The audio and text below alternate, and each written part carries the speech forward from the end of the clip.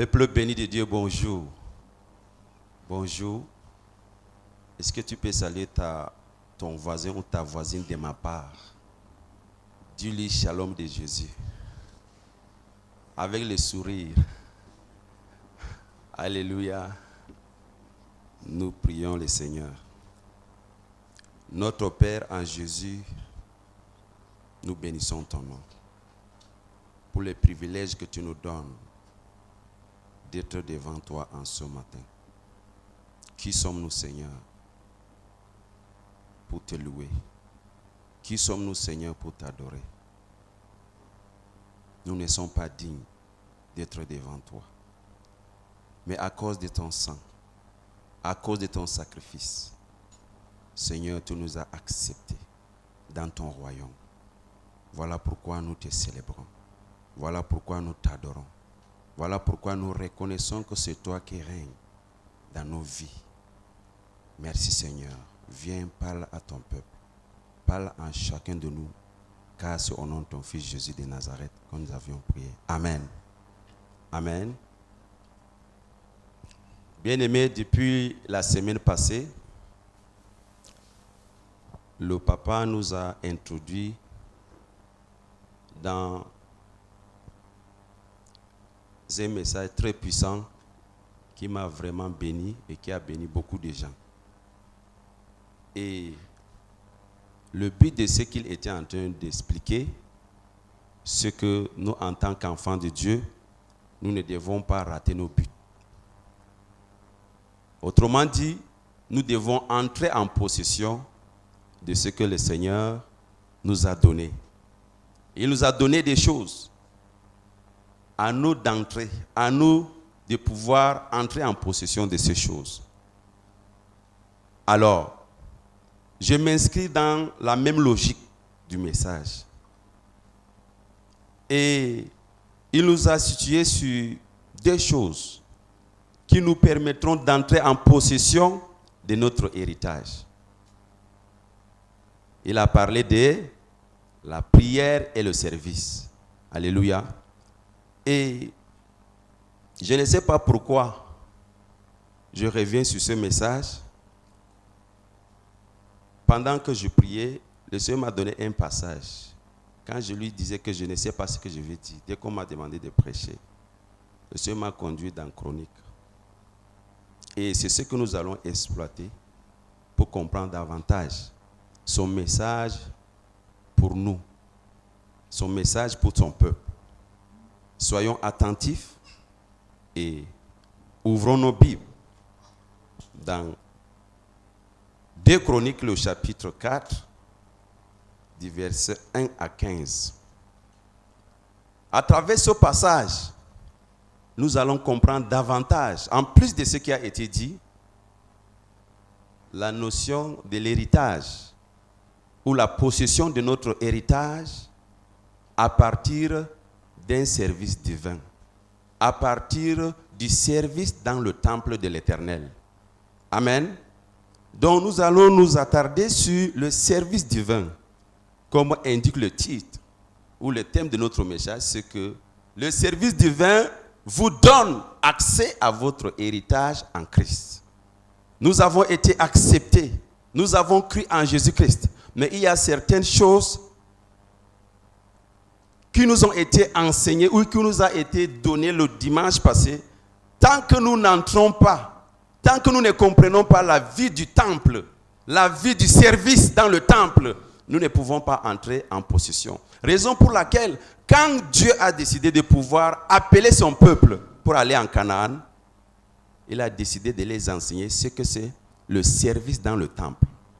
Et c'est ce service dans le temple qui les ont permis de pouvoir entrer en possession de certaines de leur héritage. Amen. Alors nous lisons dans 2 Chroniques, le chapitre 4, verset 1 à 15. Je fais la lecture. Il fit un autel de rein, long de 20 coudées, large de 20 coudées et haut de 10 coudées. Il fit la mer des fontes. Elle avait 10 coudées d'un bord à l'autre, une forme entièrement ronde, 5 coudées de hauteur et une circonférence que mesurait cordon de 30 coudées. Des figures de bœufs l'entouraient au-dessus de son bord, 10 par coudée faisant tout le tour de la mer. Le bœuf disposé sur 2 rangs était fondu avec elle en une seule pièce. Elle était posée sur 12 bœufs, dont 3 tournaient vers le nord, 3 tournaient vers l'occident, 3 tournaient vers le midi et 3 tournaient vers l'orient.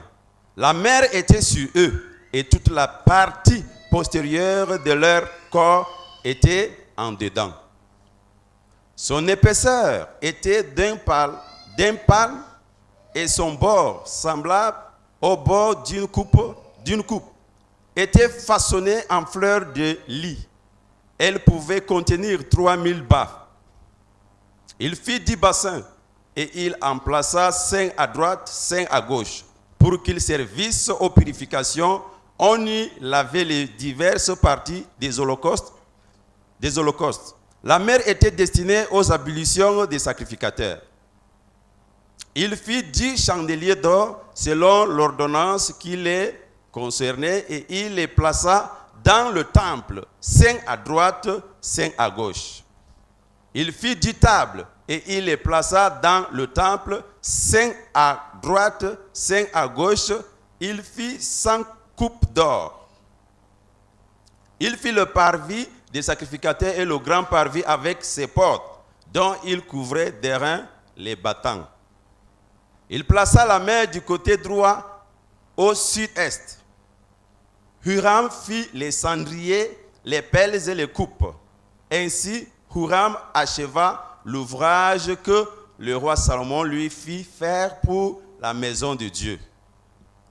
2 colonnes avec les 2 chapiteaux et leurs bourrelets sur les sommets des colonnes. Les 2 treillis pour couvrir les 2 bourrelets des chapiteaux sur le sommet des colonnes. Les 400 grenades pour les 2 treillis, 2 rangées de grenades par treillis pour couvrir les 2 bourrelets des chapiteaux sur les sommets des colonnes. Les 10 bases et les 10 bassins sur les bases.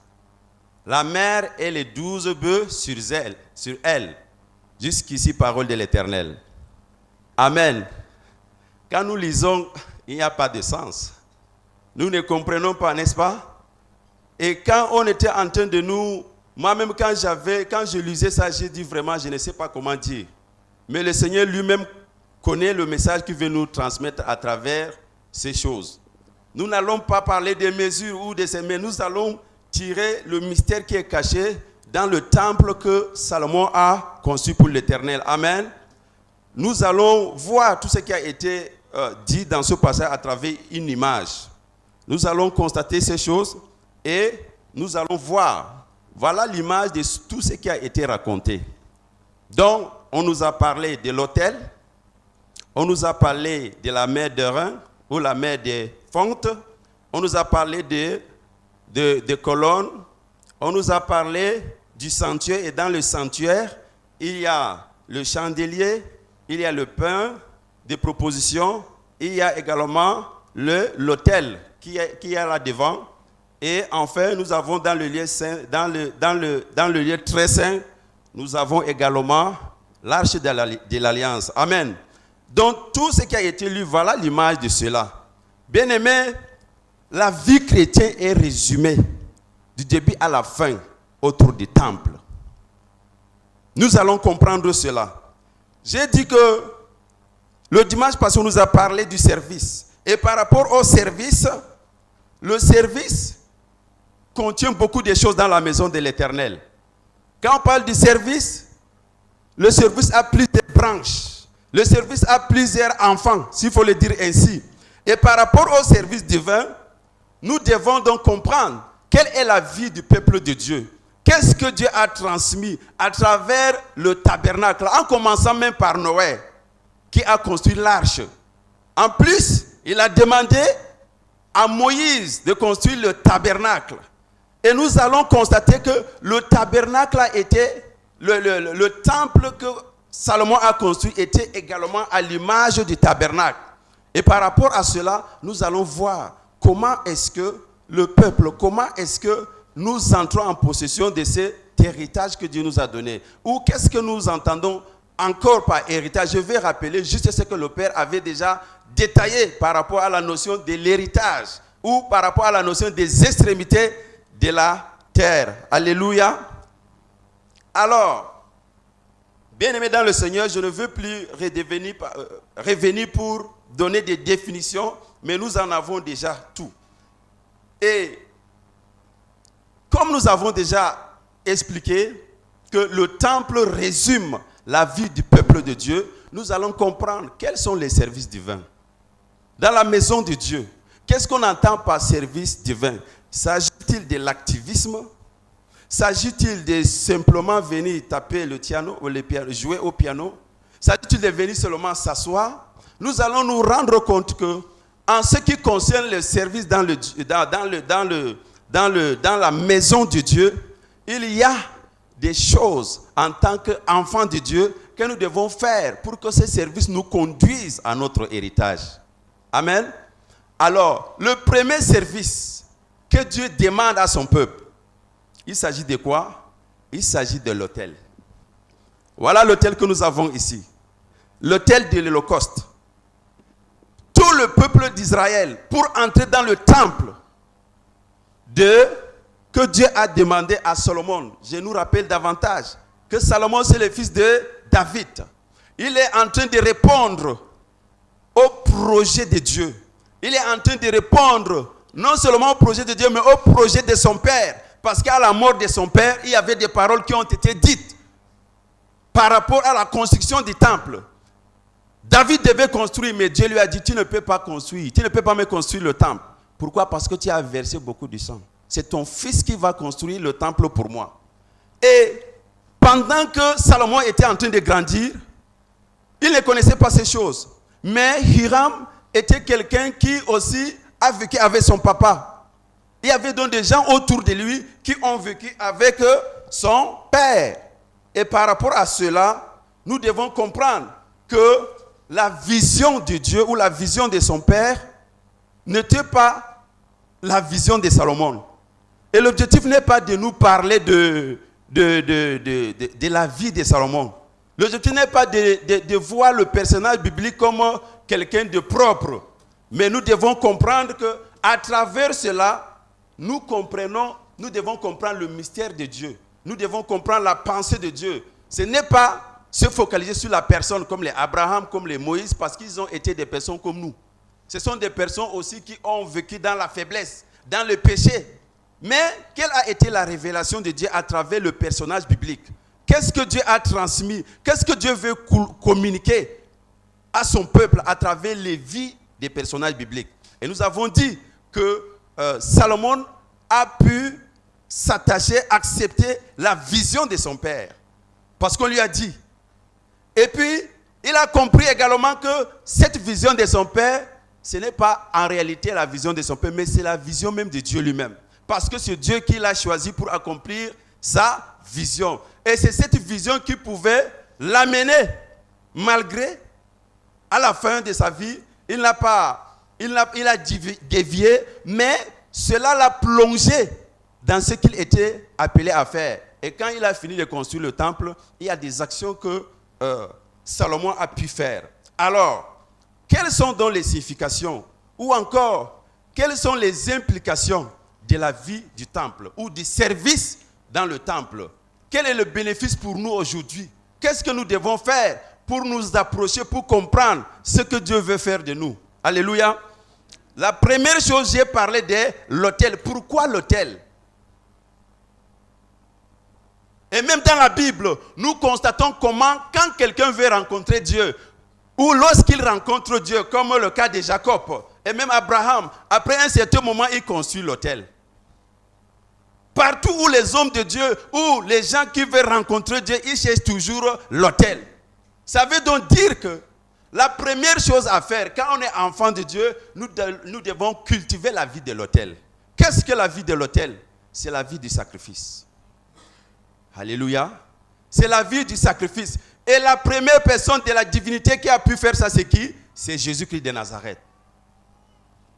Pour que Jésus puisse sauver le peuple, pour que lui-même, il entre dans la gloire du Père, Jésus-Christ a accepté la mort, il a accepté la souffrance pour qu'il soit glorifié. Parce que c'est après la souffrance, après la mort, que Jésus fut glorifié par le Père. Et c'est la même chose. Jésus a dit dans sa parole, si quelqu'un veut me suivre, il doit faire comment? Il doit se renoncer à lui-même. Il doit abandonner des choses. C'est pourquoi la première chose en tant qu'enfant de Dieu, c'est la crucifixion. La mort de la chair sur l'autel. Et peut-être que vous allez dire que mais pourquoi on nous renvoie dans l'Ancien Testament? L'Ancien Testament ou encore la vie du temple est le reflet du Nouveau Testament, est le reflet de la vie de Jésus-Christ. Et le temple ou les tabernacles symbolisent Jésus-Christ lui-même. Et c'est ce qu'il a demandé au peuple d'Israël. Et c'est ce qu'il est venu faire. Et ce n'est pas passé. Ou encore ce n'est pas dépassé. La vie de crucifixion, la vie de la mort. Ce n'est pas que c'est déjà passé. Jésus a déjà accompli. Oui, Christ a accompli des choses pour nous. C'est déjà établi. Mais pour que nous entrons en possession de ce que Christ a pu accomplir, nous devons marcher sous ses traces. Alléluia. Nous devons marcher sur ses traces. L'autel de sacrifice, c'est un lieu où la victime se sacrifie entièrement. On parle de l'Holocauste, il s'agit d'un sacrifice qui est consumé dans l'entièreté, totalité. Il n'y a pas une partie qui est brûlée, mais tout entier. Voilà pourquoi Paul a dit dans Romains le chapitre 12, verset 1, que je vous exhorte, frères, avec la compassion de Christ, que vous devez faire quoi? Offrir vos corps comme un sacrifice vivant, sain et agréable à Dieu. Et peut-être que tu vas dire que vraiment quand on parle de Dieu, quand on parle de certaines choses, moi je suis déjà chrétien, ça suffit. Ça ne suffit pas. Si ça suffisait, Dieu ne devait pas dire à Moïse de construire le tabernacle pour que le peuple puisse venir devant lui pour l'expiation de leurs péchés. Il ne devait pas dire cela. Et si c'était dépassé, Jésus-Christ lui-même ne nous demanderait pas de pouvoir parler du renoncement. Il ne pouvait pas nous demander de parler du renoncement. Pourquoi le renoncement?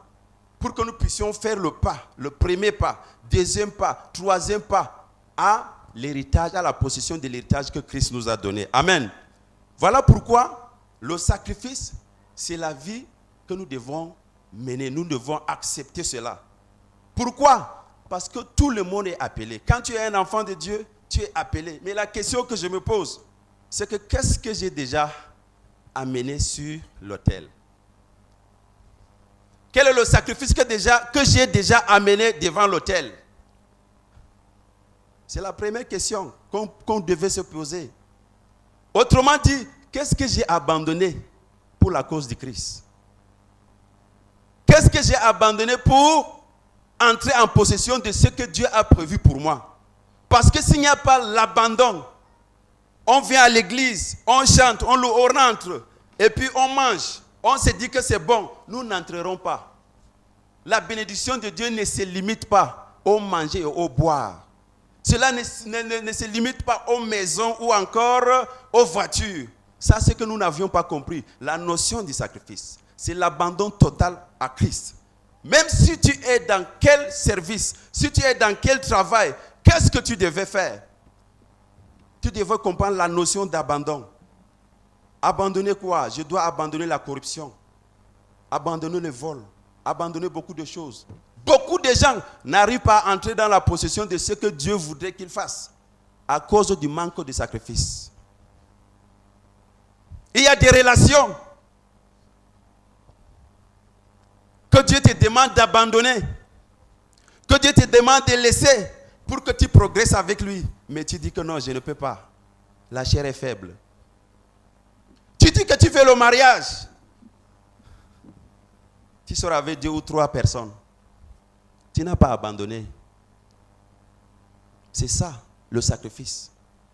Abandonner ce que ton cœur veut ce que ta chair veut pour la cause de Jésus-Christ. C'est ça, abandonner. Abandonner ce que mon corps désire. Abandonner ce que moi je veux pour que Jésus-Christ se manifeste dans ma vie pour la gloire de son nom. Alléluia. Qu'est-ce que tu as abandonné? Et comme j'avais dit, je peux venir, je peux jouer au piano, ce n'est pas un problème. Je peux jouer, je peux venir même donner l'offrande. Ce n'est pas un problème. Dieu n'est pas flatté par ces choses.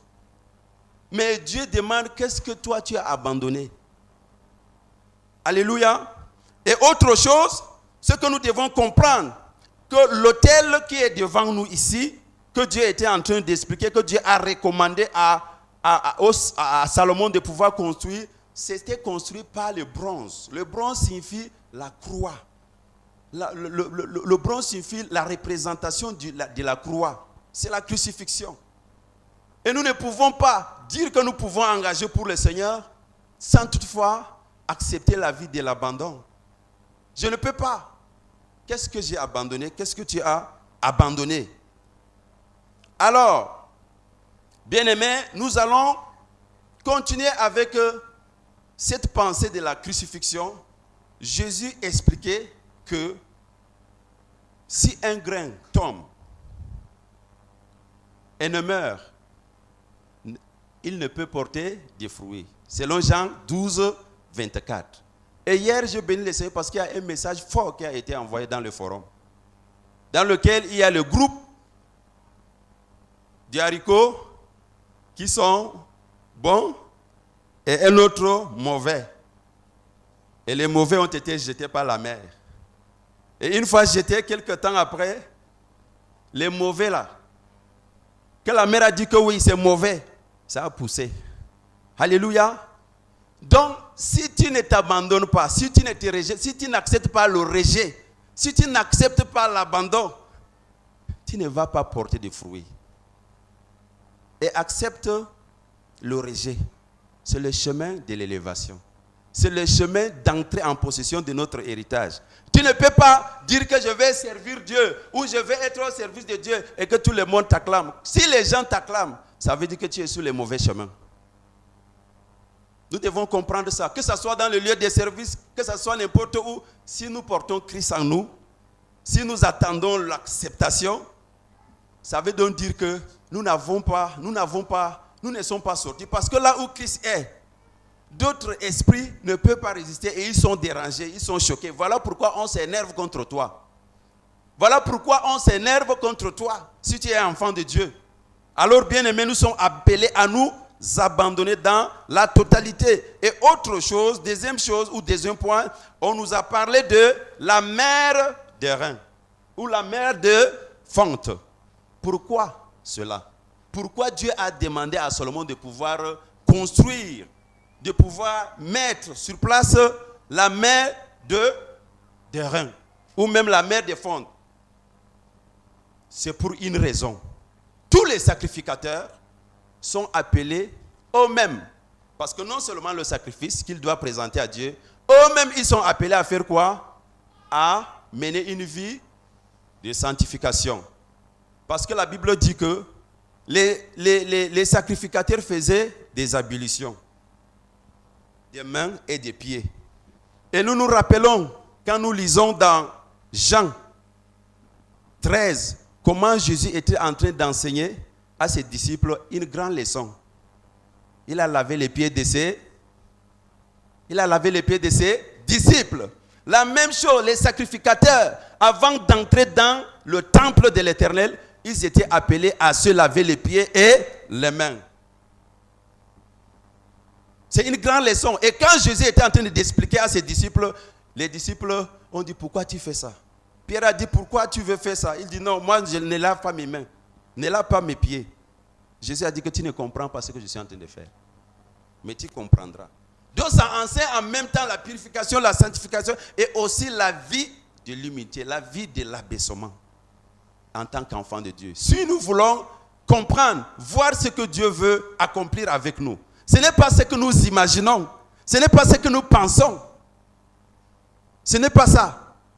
Mais Dieu va ouvrir nos yeux sur ce qu'il veut que nous fassions avec précision lorsque nous sommes en train de suivre la pensée de l'autel, la pensée du service dans l'autel de l'Éternel. Alléluia.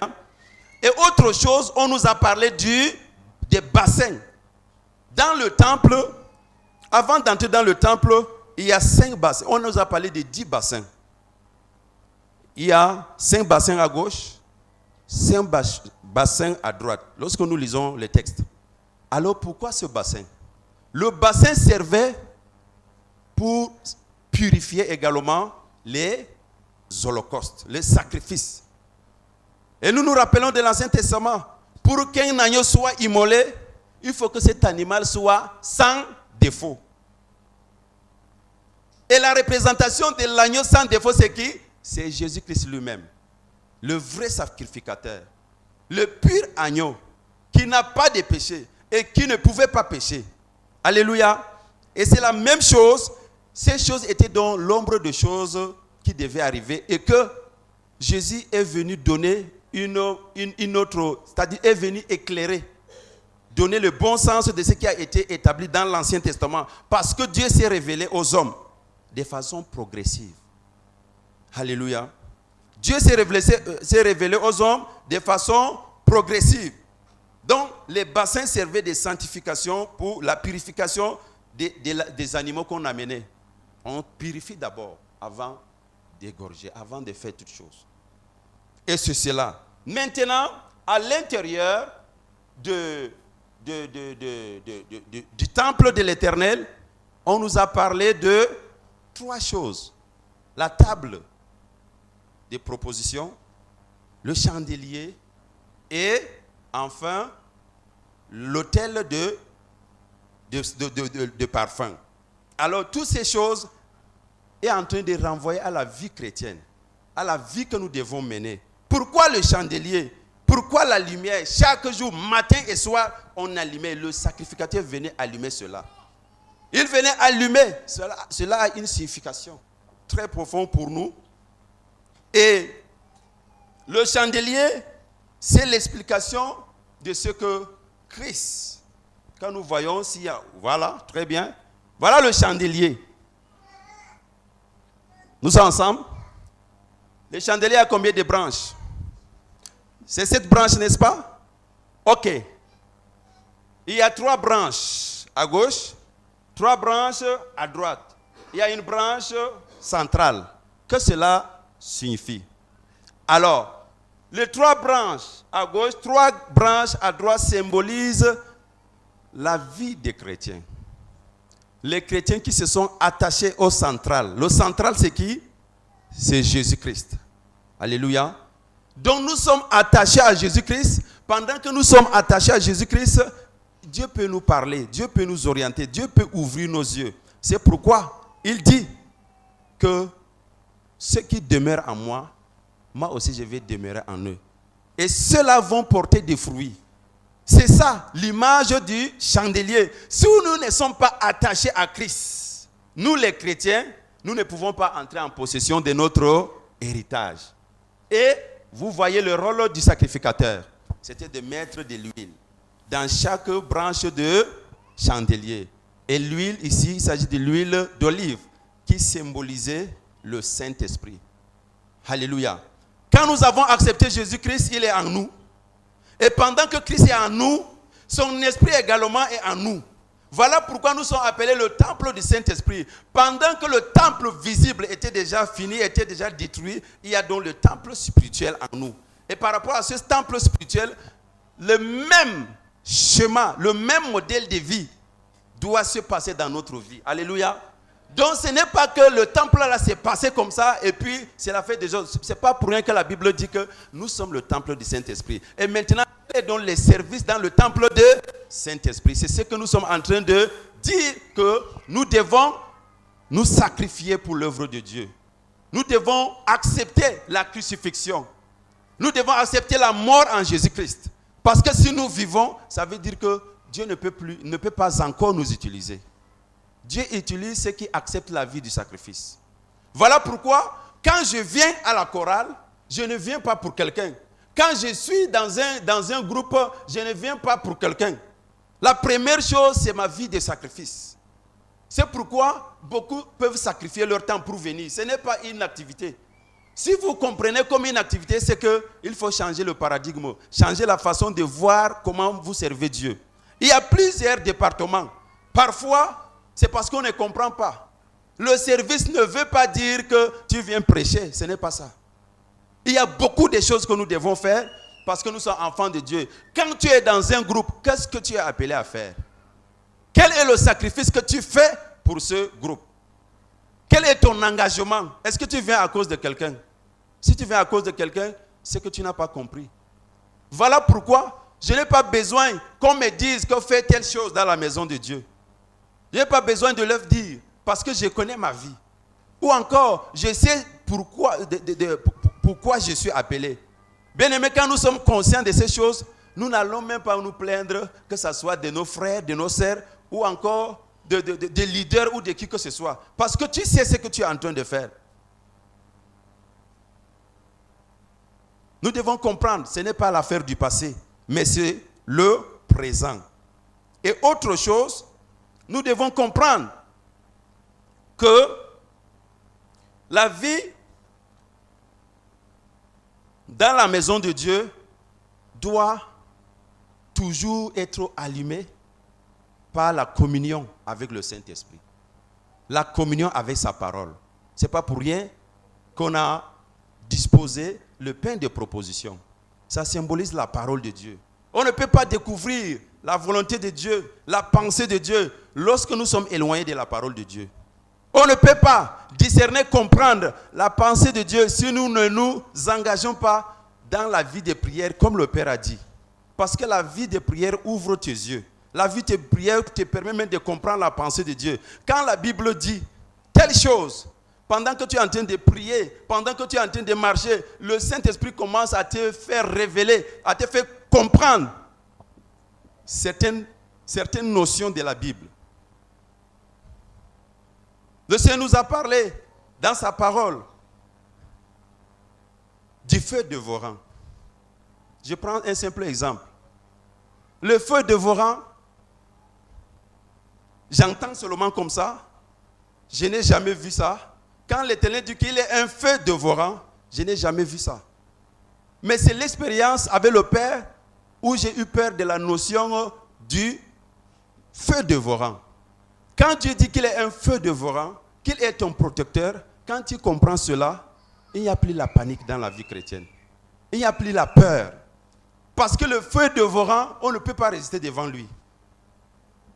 Pendant que tu es dans sa présence, tout ce qui constitue l'ennemi, tout ce qui constitue les barrières dans ta vie, Dieu est en train d'enlever. Dieu est en train de pouvoir détruire. Il détruit avec ce qu'il est. Le feu dévorant. Un chrétien donc ne doit pas avoir la peur. La peur n'est pas ton partage. La vie de ton futur n'est pas ton sujet. Les comment devenir n'est pas ton sujet. C'est le sujet de Dieu. Et pendant que tu comprends que c'est le sujet de Dieu, approche-toi de l'autel de Dieu. L'autel, c'est un lieu de sacrifice, c'est un lieu des incantations. Le monde des ténèbres, les rosicruciens, les francs-maçons, les sorciers connaissent la valeur de l'autel plus que nous. Ils font des sacrifices chaque jour, chaque nuit. Chaque nuit, ils offrent des sacrifices. Mais quel est le sacrifice que tu offres pour ton Père? La nuit, ils ne dorment pas. Mais nous sommes sur la pensée selon laquelle Christ a accompli, oui. Jésus lui-même a dit que si vous respectez mes commandements, si vous mettez en pratique ce que je vous dis, moi je vous aimerai et mon Père qui est au ciel va vous aimer. Et je me ferai connaître à vous. Alléluia. Il dit, je me ferai connaître à vous si vous suivez mes instructions, si vous suivez mes commandements. Jésus va se faire connaître à toi. Sinon, nous allons vivre une vie ordinaire. Nous sommes les enfants de Dieu. On dit qu'on a un héritage, mais sur le plan pratique, nous ne voyons pas ça. Même sur le plan spirituel, on est menacé. On est en train de nous poursuivre, alors que tout ça, c'est parce que nous ne comprenons pas. Nous n'arrivons pas à comprendre. Dieu, là, qu'est-ce qu'il veut que nous fassions en réalité? Ce que Christ a suivi, on est appelé à suivre cela. Ce que Christ a subi, nous sommes appelés à subir cela d'une manière ou d'une autre. Il a déjà accompli. C'est un fait spirituel, c'est accompli. Mais la manifestation de ces choses-là, pour que tu puisses entrer en possession de ces choses, tu dois chercher à comprendre. Seigneur, comme tu dis que je suis ton temple, qu'est-ce que je dois faire dans ton temple? Quel est le service du temple? Quel est ton temps avec Dieu? Quel est ton temps par rapport à un sujet que tu donnes à Dieu? Voilà, Seigneur. Quel est le temps que tu prends devant Dieu? Si nous comprenons, nous allons nous rendre compte que beaucoup de choses, nous ne pouvons plus faire pour faire. Nous ne pouvons plus faire pour faire. Sur le plan spirituel, vous êtes une autre personne. Mais sur le plan physique, vous êtes aussi une autre personne. Il y a des hommes de Dieu dans cette chapelle. Que sur le plan spirituel, ils sont les hommes de Dieu. Ils sont appelés au ministère de la parole. Mais sur le plan physique, ils sont des enseignants. Ils sont des commerçants. Mais Dieu les reconnaît comme ses serviteurs. Je prie que le Seigneur ouvre tes yeux pour que tu saches ton appel. Que tu saches ton appel. Quand tu vas comprendre ton appel, aucune personne ne peut te tromper encore. Aucun prophète ne viendra dire des choses pour te plaire. Alléluia. Tu ne vas plus dire que bon, voilà ce que le prophète m'a dit. Non, qu'est-ce que Dieu lui-même t'a dit? Alléluia. Donc, c'est ce que Dieu nous demande. Dieu est proche de nous, il est à côté de nous, mais est-ce que comment nous vivons notre vie chrétienne de façon pratique? Nous sommes dans la distraction, beaucoup de choses. Mais Dieu veut que nous-mêmes nous les cherchions. Nous allons lire un passage, vous allez comprendre davantage. Pourquoi est-ce que nous sommes appelés à comprendre la vie du temple? Nous allons lire dans Chroniques 2, dans 2 Chroniques, verset 1, chapitre 1, verset 5.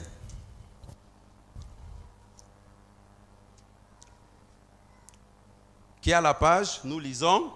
Très bien. Là se trouvait aussi, devant le tabernacle de l'Éternel, l'autel d'airain qu'avait fait Bessalel, fils d'Uri, fils de Hur. Salomon et l'assemblée cherchèrent l'Éternel. Alléluia. Bien-aimé, Dieu se cherche aussi. Il se cherche comme tu cherches l'argent là. Il a besoin que tu le cherches. Alléluia. Comme tu cherches le besoin de ton cœur, Dieu se cherche. Ici, bien que il est bien vrai qu'il y avait la promesse, il y avait la promesse faite à David que c'est son fils qui devait construire le temple. Mais Salomon, même lui, il n'est pas resté couché pour dire que bon, comme tu as dit, j'attends. Mais il a fait comment? Il a cherché lui, non seulement lui, mais aussi l'assemblée. Il cherchait qui? L'Éternel. Et on nous a expliqué le dimanche passé que cherchez et vous trouverez. Frappez. Voilà. Dans tous ces chercher, pourquoi Dieu dit que cherche? Au peuple d'Israël, il dit que si vous me cherchez de tout votre cœur, je me laisserai consulter. Ça veut donc dire que la procédure pour rencontrer Dieu, pour faire des choses avec Dieu, nous avons besoin de le chercher. Ce n'est pas l'affaire des gens du passé. Jésus même a dit que si vous appliquez ce que je vous demande là, je me laisserai trouver. Je me ferai connaître à vous. Donc la vie avec Dieu, c'est la vie de quête. C'est la vie de marche avec lui. Et nous devons comprendre pourquoi nous sommes appelés, qu'est-ce que nous sommes appelés à faire avec précision. Quand nous avons la précision sur notre appel, bien que nous ayons d'autres activités parallèles, mais nous sommes au moins conscients de ce que nous sommes appelés à faire. Alléluia. Et lorsque nous sommes en train de travailler, de pratiquer ces choses, c'est en conformité ou encore ça entre dans la droite ligne de l'accomplissement de notre appel pour le royaume de Dieu. Amen. Et la deuxième des choses, lorsque nous lisons le verset 6, nous continuons avec le verset 6.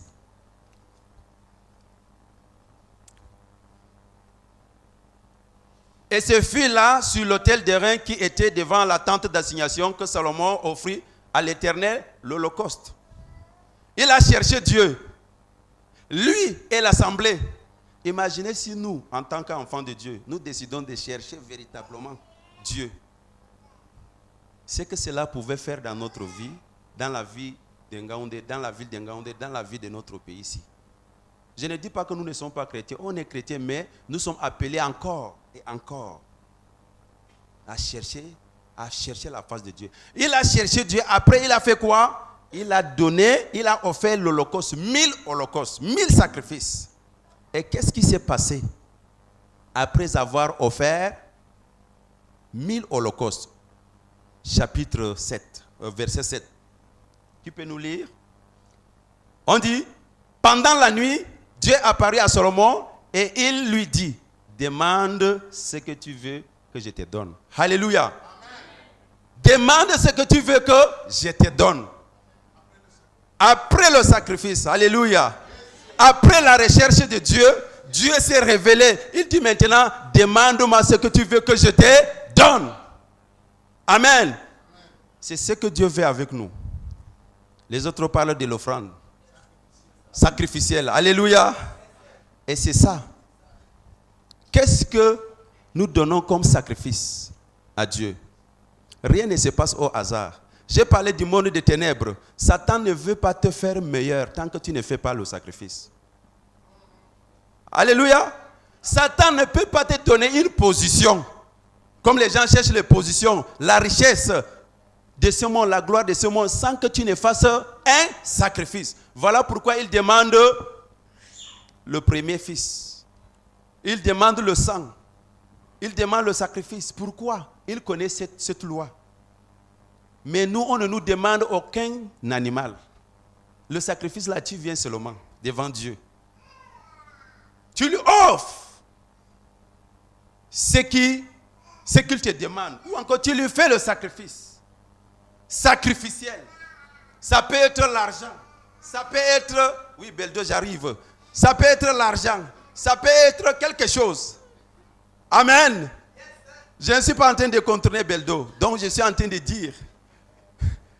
J'ai fait appel parce que je sais que nous sommes devant les pères et ils savent, ils comprennent. Alléluia. Après la recherche de Dieu, après l'Holocauste, 1000 holocaustes, Dieu seul sait quel était le prix d'un seul sacrifice, ou d'un seul animal. Mais il a donné 1000. Après cela, Dieu dit que je ne peux pas rester au ciel comme ça là. Il faut que je descende. Il est descendu. Il a rencontré qui? Salomon. Il a dit, demande-moi ce que tu veux et moi je te donnerai. On peut continuer? Et vous allez voir la notion à la fin. La notion, c'est que Dieu a donné à Salomon. Nous allons comprendre l'héritage qu'il a eu après. Continuons. Le verset 8. Nous continuons. Voilà, lisez. Salomon répondit à Dieu, tu as traité David, mon père, avec une grande bienveillance et tu m'as fait régner à sa place. Continuez. Comment? On ne veut pas entrer en possession de notre héritage? Maintenant, que ta promesse à David, mon père, s'accomplisse, puisque tu m'as fait régner sur un peuple nombreux comme la poussière de la terre. Il pose. À ce niveau. À ce niveau, nous comprenons combien. Comprenons la notion de demander. On est ensemble. Il n'a pas demandé sa propre promesse. Salomon n'a pas demandé, accomplis-moi ma promesse. Mais il dit, Père, accomplis la promesse que tu as faite à mon père, que tu devais accomplir. Et c'est comme ça donc qu'il dit, mon Père, s'accomplisse puisque tu m'as fait régner sur un peuple nombreux comme la poussière de la terre. Donc il faut que la promesse de son Père soit accomplie. La même chose. Une fois j'avais dit ici, la promesse que Dieu nous donne, le projet que Dieu nous donne, qui nous permet de pouvoir accomplir ça, en réalité, il ne s'agit pas de nos projets. Alléluia. Si tu as de la richesse, si tu as, je ne sais pas, de la connaissance, si tu es ancien, en réalité, ce que nous avons comme projet, ce n'est pas notre projet, mais c'est le projet de Dieu qui est en train d'être déroulé. La même chose, quand Dieu avait dit à Sarah, à Anne, de faire un sacrifice. Au fait, quand Anne est partie prier Dieu, Dieu lui a demandé, elle a dit à Dieu la pensée de Dieu. La volonté de Dieu. Si tu me donnes un fils garçon, je vais te donner pour le sacrifice. Alléluia. Lisons Samuel. On va encore comprendre quelque chose. Bon, j'avais parlé de pause, non? Bon, avant d'arriver, continuons d'abord. Après, on va revenir sur Samuel. Alléluia. Où il dit, accorde-moi la sagesse et de l'intelligence.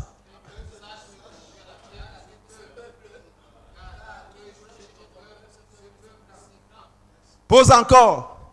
Si à toi que Dieu avait demandé, s'il avait demandé, si Dieu apparaissait, il te demande, qu'est-ce que tu veux que je te donne? L'Enam. Alléluia. Beaucoup de gens pouvaient dire que l'Enam, la maison, les terrains. Mais qu'est-ce que Salomon a demandé? Comprendre la notion de demander. Qu'est-ce que Salomon a demandé? Il a demandé la sagesse, l'intelligence pour conduire le peuple de Dieu dans tout ça là. Est-ce que vous voyez l'intérêt de Salomon? Très bien. Il était déjà riche. On ne refuse pas. On nous a parlé d'un homme qui est riche dans le monde. On lui a demandé une fois que est-ce que tu as encore combien d'argent qu'il te faut? Voilà, pour être riche. Est-ce que tu as encore besoin d'argent? Il a dit oui. Il a encore un peu plus. Alléluia. Donc le plus grand richard, je ne sais pas, ou riche du monde, quand tu lui demandes, qu'est-ce que tu veux encore? Il va te dire c'est l'argent.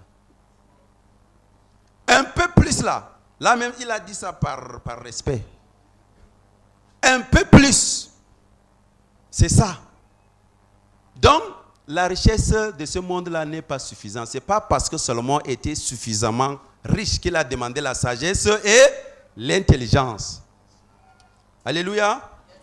Mais il s'est inscrit dans la vision de Dieu, dans la pensée de Dieu, dans les projets de Dieu, parce qu'il s'agit de son peuple.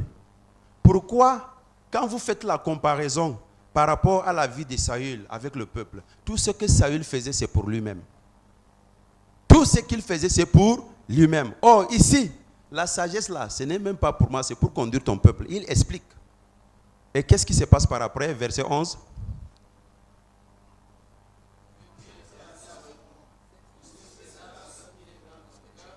Puisque c'est ça qui est dans ton cœur, Dieu voit au cœur. Continuons.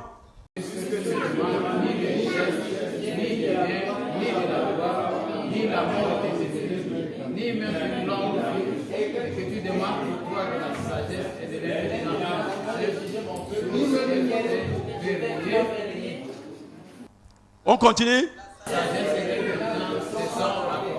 La sagesse et l'intelligence te sont accordées. En plus de cela, qu'est-ce qu'il y a encore? Il dit.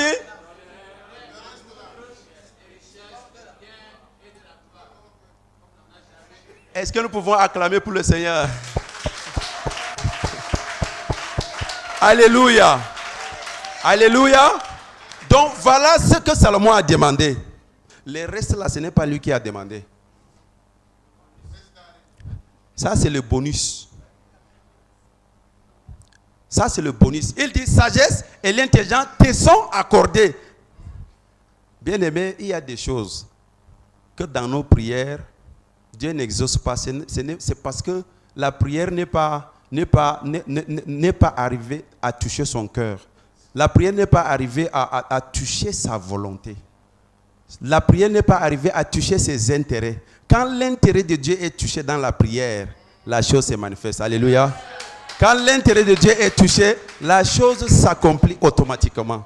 Et c'est l'application du verset qui dit dans Matthieu, le chapitre 6, verset 33, que cherchez premièrement le royaume de Dieu et sa justice, et tous les restes vous seront donnés par-dessus tout. Et il n'y a aucun intérêt de Salomon dans ce qu'il a demandé. Il a parlé de la sagesse, de l'intelligence, et Dieu lui a accordé. En plus de cela, prends maintenant la richesse. Prends les biens. Prends les maisons. Prends même les chevaux. Prends tout. Et il était dans la gloire. Alléluia. Donc, jusqu'à 1000 femmes, comme le Père a dit. Donc, Dieu lui a donné tout ça. Malgré cela, le cœur de l'homme. Je ne veux plus parler l'autre partie de sa vie. Alléluia. Alléluia. Moi, j'ai parlé juste de la partie qui nous introduit dans notre héritage. Alléluia. C'est ça. Donc, demande-moi ce que tu veux maintenant et je vais te donner. Et il a exactement donné ce que lui, il a demandé, jusqu'à ce qu'il a donné même le plus de ce qu'il devait, de ce qu'il avait demandé à Dieu. Bien aimé, j'aimerais te poser la question, qu'est-ce que tu demandes dans la prière? Qu'est-ce que tu demandes dans la prière? Le Père nous a parlé de la prière. Quand il dit demander, qu'est-ce que tu demandes? Parce que ta demande déterminera ton accès à ton héritage. Donc ne dis pas que je priais plusieurs fois, je n'ai rien reçu. Qu'est-ce que tu as demandé à Dieu? Nous devons comprendre ça. Qu'est-ce que nous demandons à Dieu? Pourquoi telle chose tarde? Pourquoi telle chose n'arrive pas? Nous devons comprendre cela. Et quand nous allons comprendre, il n'y a rien qui empêche Dieu de faire des choses pour nous. J'ai compris que le Seigneur nous fait traiter dans la souffrance, dans la galère, pour qu'on les cherche. Alléluia. Si tu dis que tu veux grandir avec le Seigneur, là, c'est pas le tapis qu'on déroule sur la route. C'est la vérité. Nous devons expérimenter la vie avec Dieu. Et quand nous expérimentons la vie avec Dieu, le Seigneur ouvre tes yeux sur ta vie même, sur ta famille, sur ce que tu devais accomplir, ou donc ce pourquoi tu as été créé. Il t'attend quelque part. Et Dieu attend beaucoup d'entre nous quelque part. Chacun de nous a un appel de Dieu. Il n'y a pas quelqu'un qui est délaissé. Chacun de nous a l'appel de Dieu dans sa vie. Maintenant, à nous de pouvoir nous approcher de l'autel de Dieu. À nous de vivre une vie de sanctification, une vie de l'engagement avec la parole de Dieu. Parce que la Bible nous dit également que la parole de Dieu là, elle est quoi? Elle est une lampe sur nos pieds. C'est une lampe. Toutes les fois que nous faisons un pas, nous devons regarder à la parole de Dieu. Alléluia. Est-ce que nous pouvons lire le dernier verset? Quelqu'un nous lise 3. Colossiens le chapitre 3, verset 24 et Jean 15, 7. Ok. Sachant que vous recevrez du Seigneur l'héritage pour récompense, servez Christ le Seigneur. Alléluia. Est-ce que nous pouvons lire tous ensemble?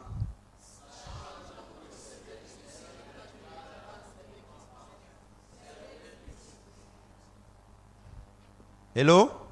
Nous comprenons ce que signifie l'héritage.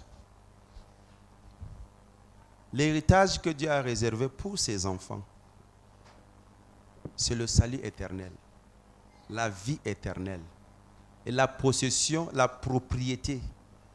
Tout ce qui concerne ce qui peut accomplir son dessein sur la terre, il nous a donné cela. Tout ce qu'il nous demande, c'est de le servir. Alléluia. Lisons dans Jean 15, 7. Si vous demeurez en moi et que mes paroles demeurent en vous, demandez ce que vous voudrez et cela vous sera accordé. Condition. Si vous demeurez en moi et que mes paroles demeurent en vous, demandez ce que vous voudrez et cela vous sera accordé. J'ai parlé du fait que beaucoup de prières ne sont pas exaucées. Pourquoi? Est-ce que nous demeurons véritablement avec Dieu? Ça, c'est la première chose. Et autre chose, est-ce que ce pourquoi nous demandons nous permettra d'accomplir le plan de Dieu dans notre vie?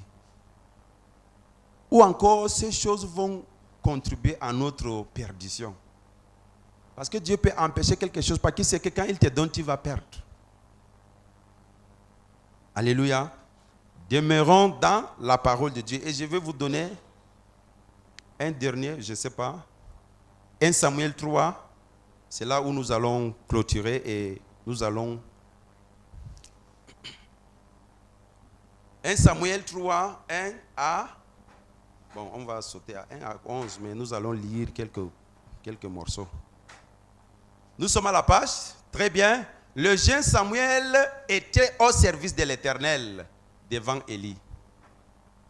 Depuis la naissance de Samuel, il était au service de l'Éternel. Continuons. La parole de l'Éternel était rare en ce temps-là. Les visions n'étaient pas fréquentes. Ce n'est pas comme aujourd'hui, nous avons le Saint-Esprit. Alléluia. Nous continuons. En ce même temps, Élie qui commençait à avoir les yeux troubles, bon, il devenait vieux. Continuons le verset 3. La lampe de Dieu n'était pas encore éteinte et Samuel était couché dans le temple de l'Éternel où était l'arche de Dieu. Alléluia. Arrête-toi ici, frère. La lampe de Dieu n'était pas encore éteinte et Samuel était couché dans le temple de l'Éternel où était l'arche de l'Alliance. Au début du verset, la Bible nous dit que Samuel était où? Au service de l'Éternel, qu'il n'a jamais vu.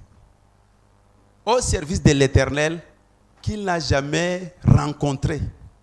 Il était à son service. Il était devant l'autel. Il était dans le temple. Il couchait. Il dormait devant l'Éternel pour attendre le déclenchement de son ministère, le déclenchement de sa vision. Il était couché devant l'arche de l'Alliance. L'arche de l'Alliance, c'est le symbole de la présence de Dieu.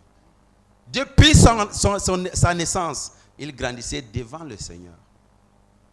Bien-aimé, pour entrer dans la possession de ton héritage, tu dois chercher Dieu tous les jours jusqu'à ce que tu l'attrapes. Amen. Jusqu'à ce qu'il te dise, bon, maintenant, allons-y. Continuons. Le verset, oui. Alors Élie appelait Samuel. Il répondit, mais voici. Continuons, lisons. Tous ensemble, 1, 2, 3.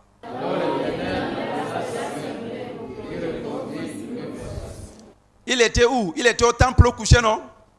Que l'Éternel l'a appelé, non? Continuons.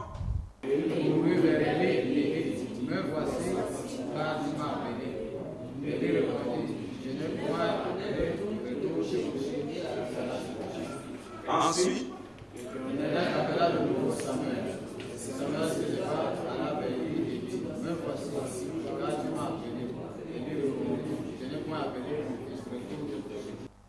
lisons tous ensemble, hein?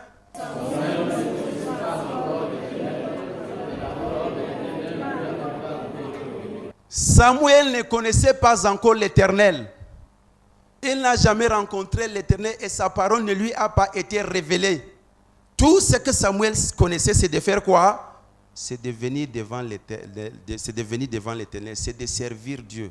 Sers Dieu même si tu ne comprends pas. Alléluia. Tout ce qui concerne le ministère de Dieu, il faut le servir. Le reste là, c'est Dieu qui va trouver le temps opportun pour te parler, pour t'orienter. Alléluia. On continue. L'Éternel appela de nouveau Samuel pour la 3e fois. Et Samuel se leva, alla vers Élie et dit, mais voici car tu m'as appelé. Élie comprit que c'était l'Éternel qui appelait l'enfant. On continue. Et il dit à Samuel, va, couche-toi, et si l'on t'appelle, tu diras, parle, Éternel, car ton serviteur écoute. Et Samuel alla se coucher à sa place.